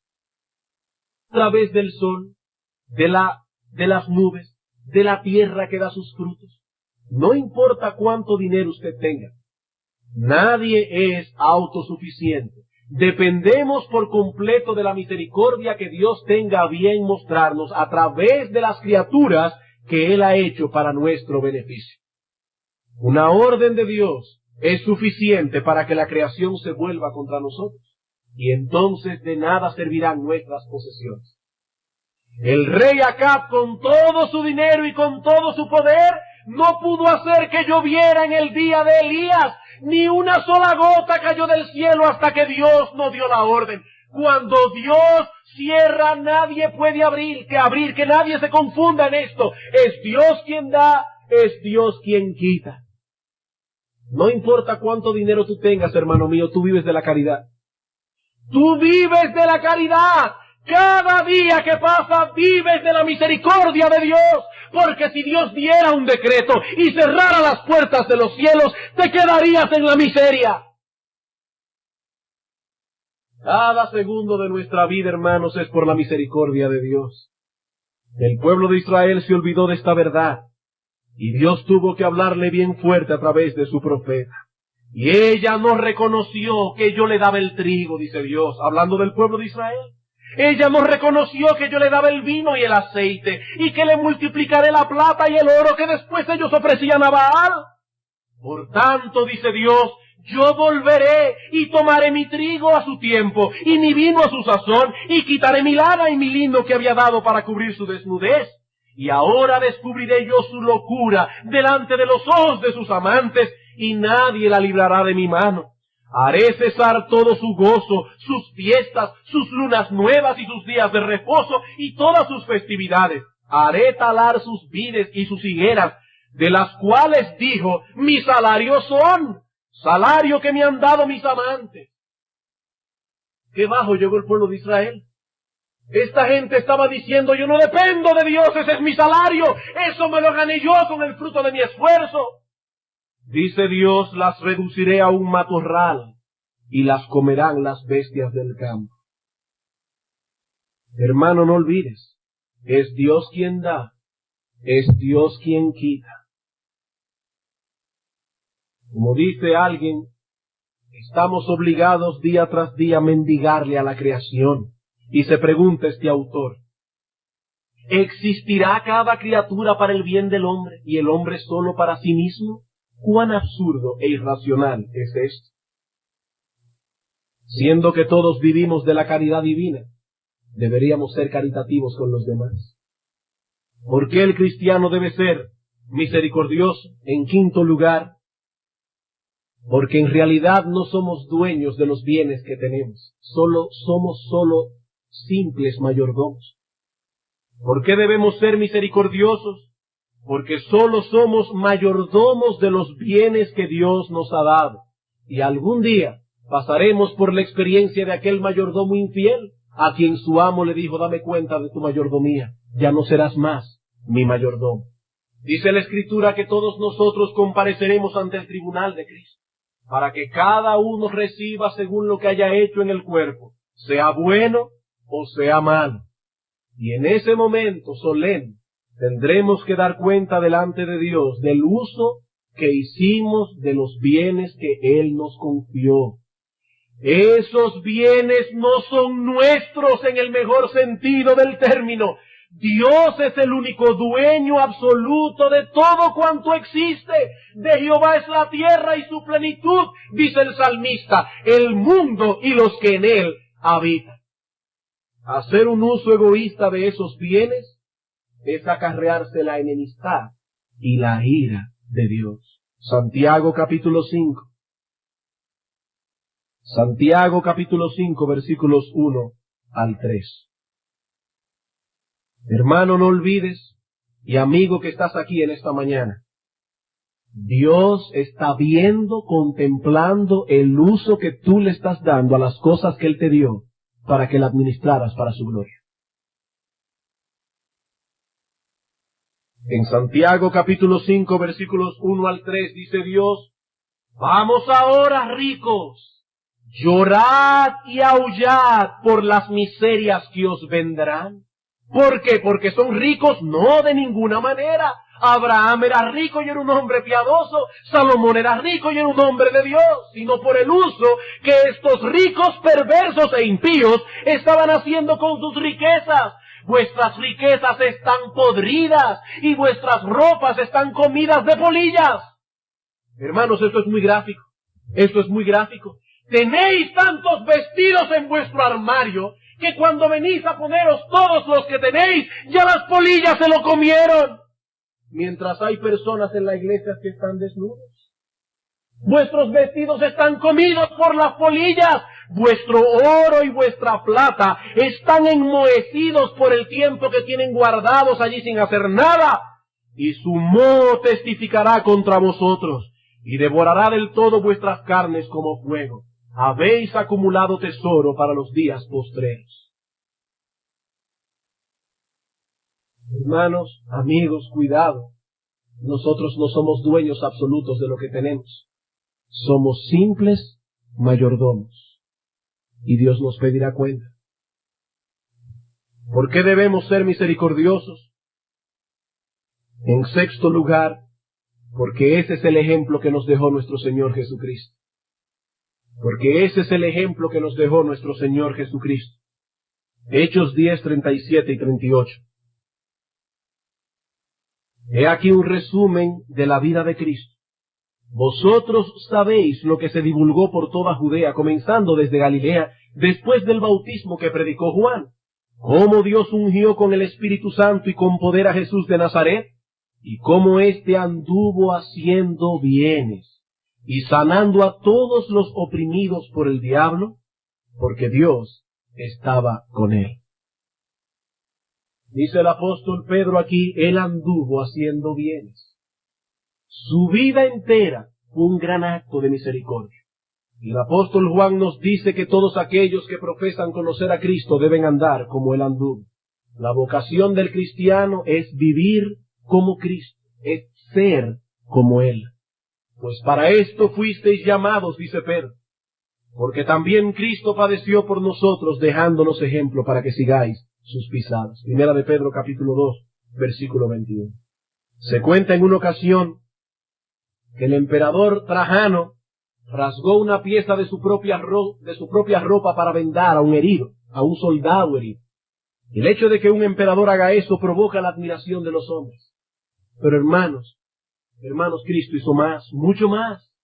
Siendo Rey de reyes y Señor de señores, Cristo rasgó su propia carne, no su ropa. Cristo rasgó su carne y con su cuerpo y con su sangre hizo una medicina para sanarnos. Por su llaga, dice el profeta, fuimos nosotros curados. Y todo eso, única y exclusivamente por misericordia. Juan capítulo 13. Juan capítulo 3, versículos 1 al 5. Antes de la fiesta de la Pascua, sabiendo Jesús que su hora había llegado para que pasase de este mundo al Padre, como había amado a los suyos que estaban en el mundo, los amó hasta el fin. Y cuando cenaban, como el diablo ya había puesto en el corazón de Judas Iscariote, hijo de Simón, que le entregase, sabiendo Jesús que el Padre le había dado todas las cosas en las manos, y que había salido de Dios, y que a Dios iba, se levantó de la cena, y se quitó su manto, y tomando una toalla se la ciñó, luego puso agua en un lebrillo, y comenzó a lavar los pies de los discípulos, y enjugarlos con la toalla con que estaba ceñido. Cada detalle de ese texto fue planificado para mover nuestro corazón. Allí estaba Judas, aquel a quien el diablo había puesto en su corazón que entregara al Hijo de Dios. Y Cristo sabía quién era él, y aún así lavó los pies de los discípulos. Versículo 2. Así que después que les hubo lavado los pies, tomó su manto, volvió a la mesa y les dijo: ¿Sabéis lo que os he hecho? Vosotros me llamáis maestro y señor, y decís bien porque lo soy. Pues si yo, el Señor y el Maestro, he lavado vuestros pies, vosotros también debéis lavaros los pies los unos a los otros. Porque ejemplo os he dado para que, como yo os he hecho, vosotros también hagáis. De cierto os digo, el siervo no es mayor que su Señor, ni el enviado es mayor que el que le envió. Si hacéis estas cosas, bienaventurados seréis si las hiciereis.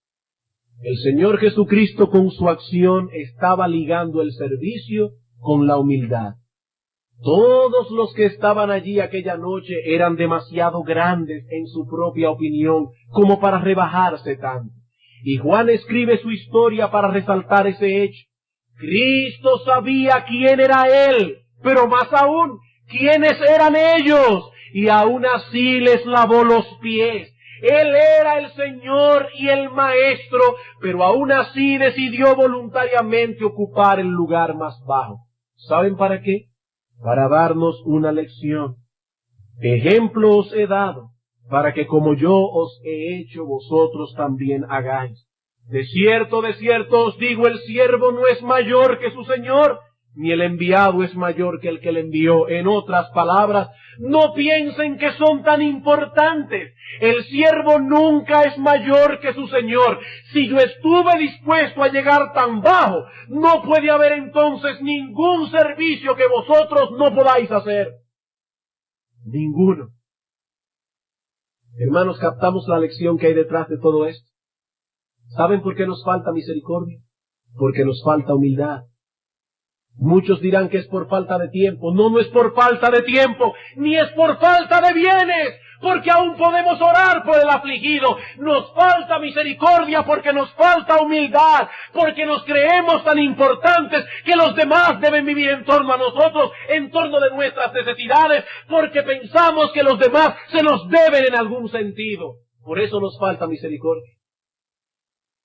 Por eso Cristo dice: discípulos míos, no piensen que son tan importantes. Yo soy el Señor y el Maestro, y yo lavo vuestros pies. ¿Acaso puede haber un lugar más bajo al cual ustedes no puedan llegar?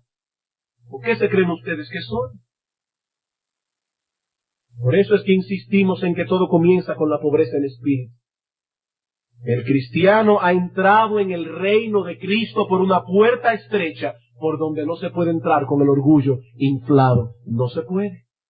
El que no conoce esa pobreza en espíritu, tampoco conoce la mansedumbre ni la misericordia. Y el que no conoce esas cosas, tampoco conoce a Dios. De hecho, ni siquiera se conoce a sí mismo.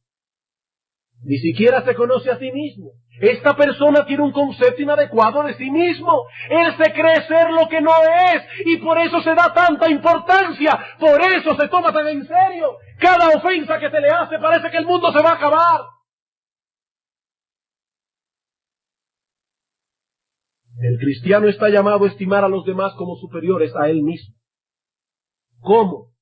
No mirando cada uno por lo suyo propio, sino cada cual también por lo de los otros.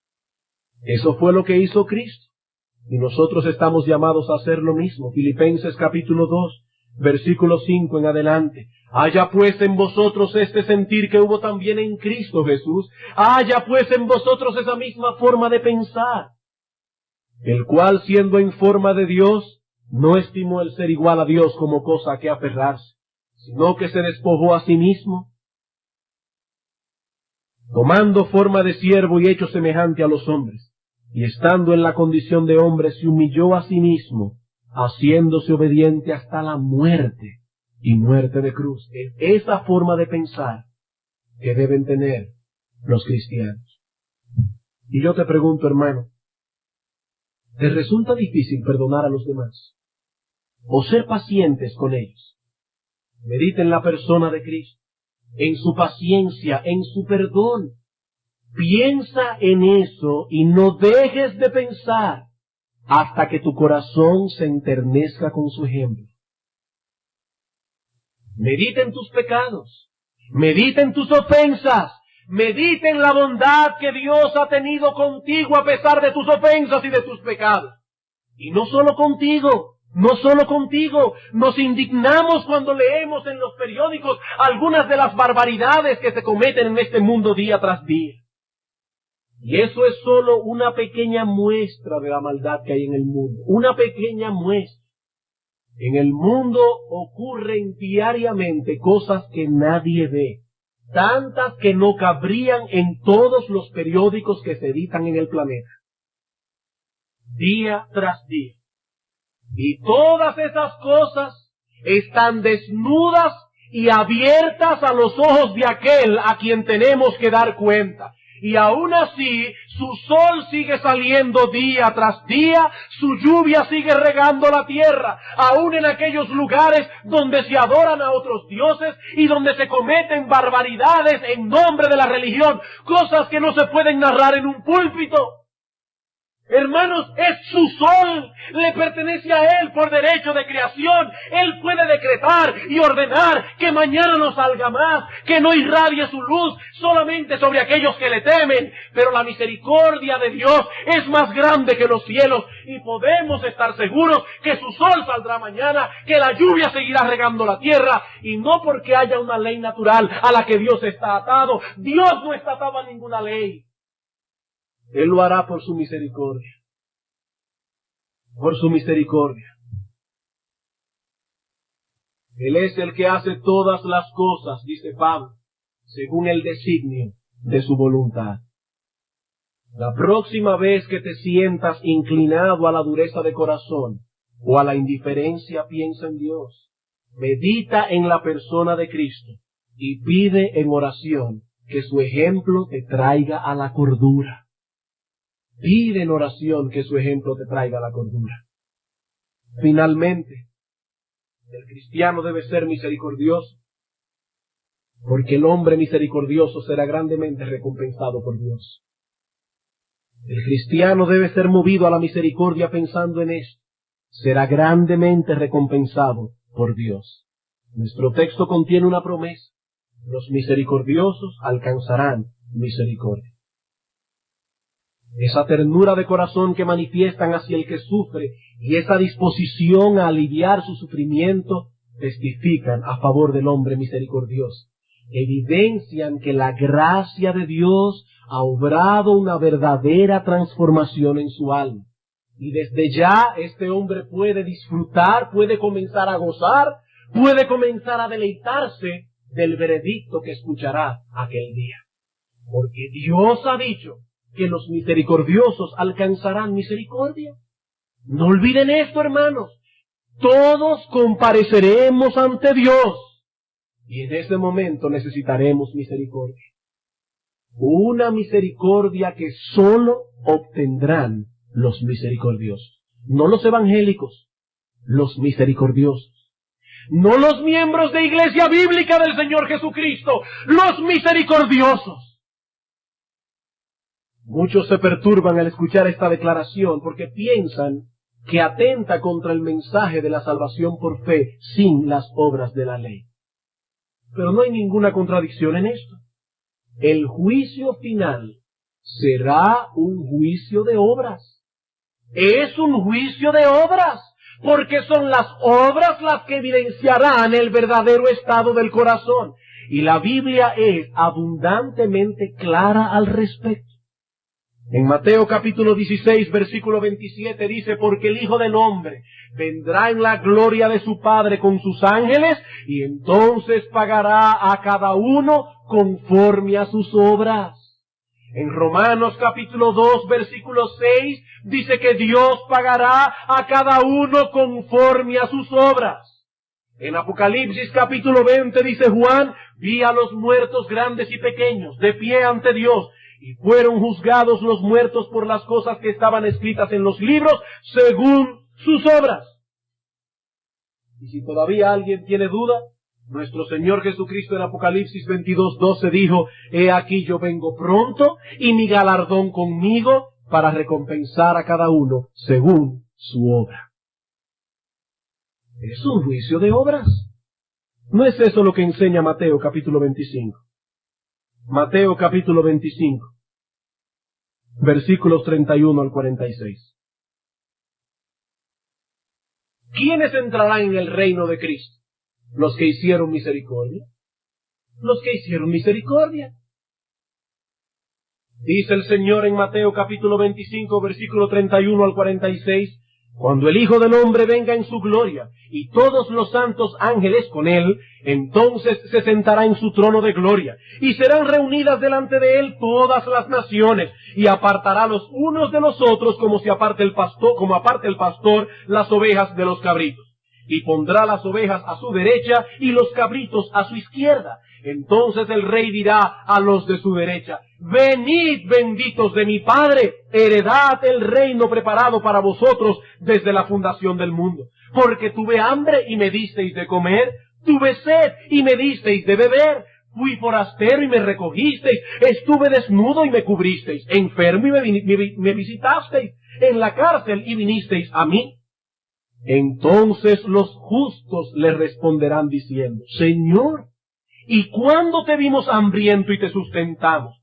¿O sediento y te dimos de beber? ¿Y cuándo te vimos forastero y te recogimos? ¿O desnudo y te cubrimos? ¿O cuándo te vimos enfermo o en la cárcel y vinisteis a ti? ¿Y vinimos a ti? Y respondiendo el rey les dirá, de cierto os digo que cuanto lo hicisteis a uno de estos mis hermanos más pequeños, a mí lo hicisteis. Pero entonces dirá también a los de la izquierda, apartaos de mí, malditos, al fuego eterno preparado para el diablo y sus ángeles. ¿Por qué, Señor? Porque tuve hambre y no me disteis de comer. Tuve sed y no me disteis de beber. Fui forastero y no me recogisteis. Estuvo desnudo y no me cubristeis. Enfermo y en la cárcel y no me visitasteis. Entonces ellos le responderán diciendo, Señor, ¿cuándo te vimos hambriento, sediento, forastero, desnudo, enfermo o en la cárcel y no te servimos? Entonces les responderá diciendo, de cierto os digo, que en cuanto no lo hicisteis a uno de estos más pequeños, tampoco a mí me lo hicisteis. E irán estos al castigo eterno, y los justos a la vida eterna.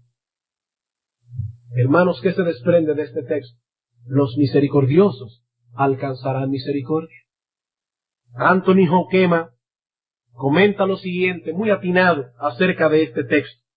La razón por la cual la Biblia enseña que el juicio final será según las obras, a pesar de que la salvación viene mediante la fe en Cristo y nunca es ganada por obras, es por la íntima relación que hay entre la fe y las obras. La fe debe revelarse en las obras, y las obras a su vez son la evidencia de la verdadera fe. Y dice más adelante, el juicio según las obras, en otras palabras, será realmente un juicio respecto a la fe. Es decir, fe que se manifiesta en su evidencia. Si la fe era genuina, las obras estarán allí. Si las obras no están allí, la fe no era real. La fe no era real. Nadie se confunda. Aquí no se está hablando de un reino que se obtiene por las buenas obras. El Señor dice claramente que se trata de una herencia, y las herencias no se ganan. Incluso se trata de una herencia, dice el Señor, que fue preparada desde la fundación del mundo, versículo 34. Entonces el rey dirá a los de su derecha, venid, benditos de mi Padre, heredad el reino. Aquí no dice tomen lo que ustedes se ganaron por sus buenas obras. Aquí dice venid, benditos de mi Padre, heredad el reino. ¿Qué reino? El reino que fue preparado desde la fundación del mundo. Cuando aún no habíamos nacido, ni habíamos hecho ni bien ni mal. No, amigo, aquí no se está hablando de una salvación por obras. Aquí se está hablando de una salvación que se evidencia por obras. El que no tiene obras tampoco tiene salvación. Tú tienes fe sin obras, yo te voy a mostrar mi fe por mis obras. ¿Acaso no sabes, hombre vano, dice Santiago, que una fe sin obras es una fe muerta? Y aunque algunos teólogos del día de hoy nos dicen que esa fe muerta puede llevarnos al cielo, la Biblia dice que no. Una fe sin obras no salvará a nadie, porque no es una fe verdadera. No es una fe verdadera. ¿Quiénes heredarán el reino? Aquellos a quienes Dios salvó por gracia. Son benditos del Padre. Hombres y mujeres que manifiestan esa obra de gracia a través de una ternura de corazón que los mueve a involucrarse, a aliviar el dolor del que sufre. El que no conoce esa ternura de corazón tampoco conoce a Dios y engaña su alma si cree que el día final irá al cielo. Está engañando su alma. Como dice o decía el famoso predicador Spurgeon, qué triste debe ser irse al infierno desde la sombra de un púlpito. Qué triste será escuchar allí el lloro y el crujir de dientes, el grito de los condenados y la voz del diablo y pensar, yo estuve en una iglesia una vez, me lo advirtieron pero no quise oír. Qué triste será. Niños que están aquí, escuchen esto. ¡Qué triste será! Adolescentes que están aquí, escuchen esto. ¡Qué triste será! Estaréis en el infierno por los siglos de los siglos. Y pensarán 1000 veces, no quise oír. Me lo advirtieron, pero no quise oír. Entrad por esta puerta vosotros que ya no tenéis esperanza. Si yo pudiera en esta mañana le abriera el corazón y le metería el evangelio, pero no puedo hacerlo. El fuego eterno preparado para el diablo y sus ángeles malditos, dice Cristo. Les advertí 1000 veces, pero no quisieron oír. Pero qué bueno será escuchar la voz del Señor diciendo, venid, benditos de mi Padre, al reino preparado para vosotros desde la fundación del mundo. No porque hicisteis obras de misericordia, sino porque yo os quise salvar por gracia. Pero mi gracia no es inútil, no es estéril, es una gracia que transforma. Bien, hermanos, he aquí 7 buenas razones que deben persuadir a los verdaderos cristianos a esforzarse en hacer obras de misericordia. No importa cuántos otros argumentos pudiésemos dar en esta mañana, aquellos en quienes no ha obrado la gracia de Dios no podrán ser movidos eficazmente a la compasión, no podrán. Pero esperamos que estos argumentos sean suficientes para obrar cambios poderosos en la vida de los hermanos que componen esta iglesia. Y que Dios en su misericordia tenga a bien usar estos mismos argumentos para enseñar a otros que su dureza de corazón y su falta de misericordia y de interés por los demás testifica contra ellos. Solo Cristo, amigo, puede cambiar tu corazón de piedra por uno de carne. Y Él hace eso con todos aquellos que vienen a Él en arrepentimiento y fe, clamando por misericordia. Nadie que viene a Él será echado fuera.